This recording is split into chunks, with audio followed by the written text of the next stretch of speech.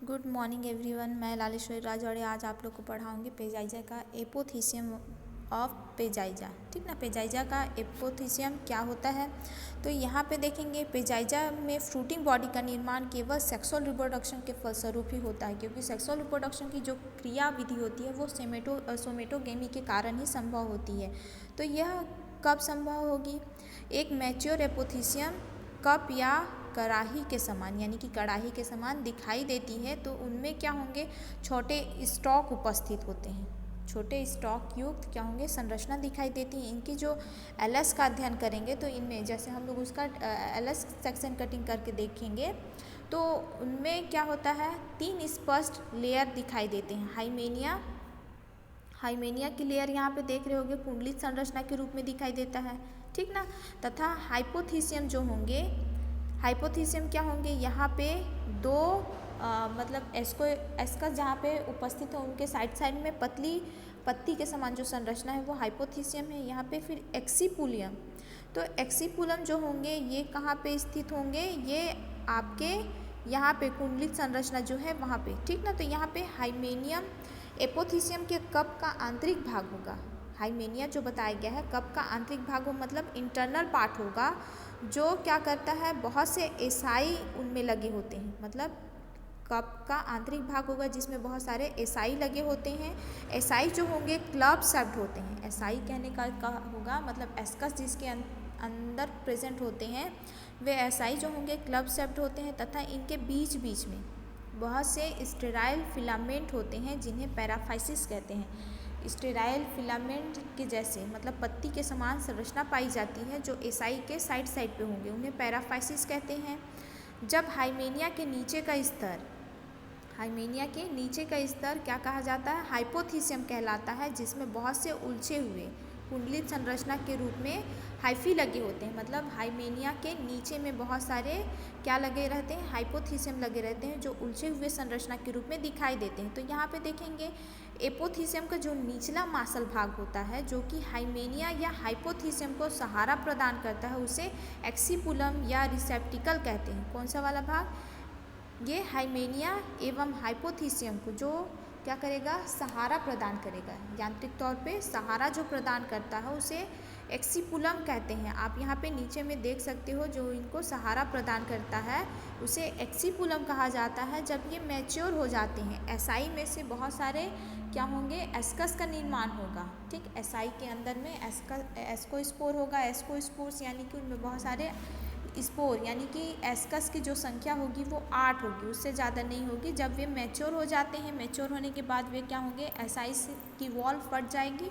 फटने के बाद एस्कस जो होंगे वातावरण में मुक्त होकर अनुकूल स्थिति के अनुसार वे क्या हो जाते हैं, जर्मिनेट होंगे। जर्मिनेट होने के पश्चात क्या होंगे, उनमें फिर से सोमेटोगेमी की क्रियाएँ संपन्न होकर उसके पश्चात क्या हो जाती हैं, वे एक नए माइसेलियम का निर्माण करते हैं। ठीक, उसके बाद यहाँ पे हम लोग देखेंगे लाइफ साइकिल।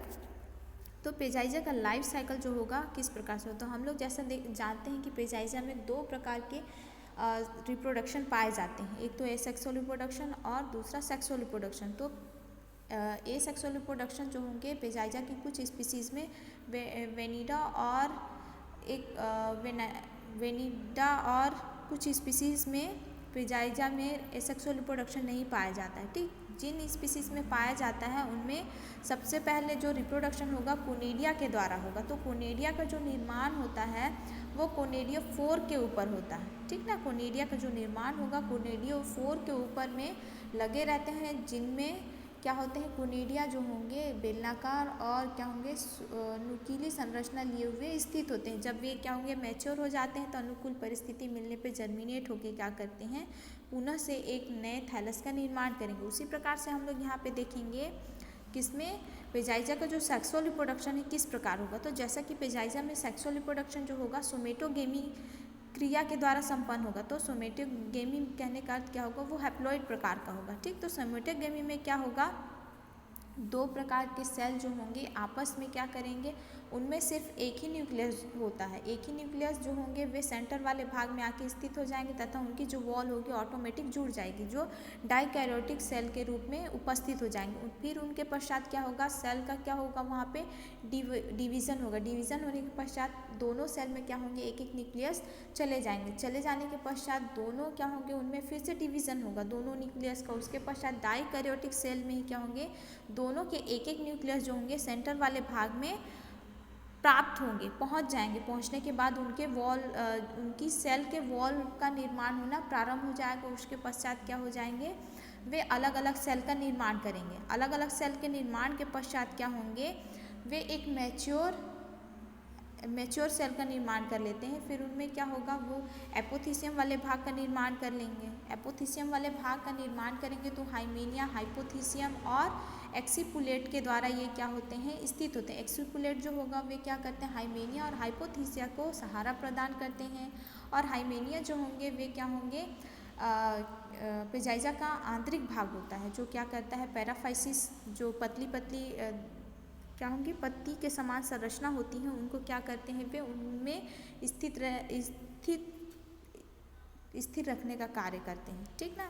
फिर उसके पश्चात क्या होगा, उनमें एसआई के अंदर में 8 एस्कस का फॉर्मेशन होता है। तो जैसे ही 8 एस्कस मैच्योर हो जाते हैं तो वे क्या होंगे, वातावरण में मुक्त हो जाएंगे। मुक्त होने के बाद क्या होंगे, वे अनुकूल परिस्थिति के कारण जर्मिनेट हो जाएंगे। जर्मिनेट होने के कारण क्या करते हैं, एक न्यू माइसेलियम, पेजाइजा के माइसेलियम का निर्माण करते हैं। तो ये क्रियाविधि पेजाइजा का लाइफ साइकिल है।